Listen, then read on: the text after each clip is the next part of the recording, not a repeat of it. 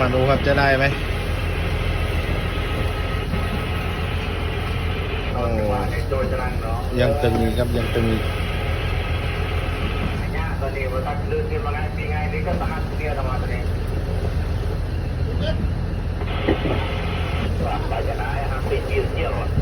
di rumah pun jauh.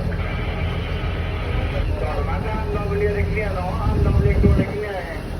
บางทีไงบางทีพูดเรื่องเนี่ยเราเด้อายุไอ้สมัยไงกันได้บ้างดิวมาใช้ความสมบูรณ์ทีหลังใช้มาต้องเล่นมาเรียนเป็นมาก็เยอะเลย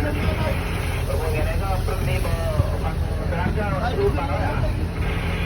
เรียนที่รถมอเตอร์ไซค์ ฮะ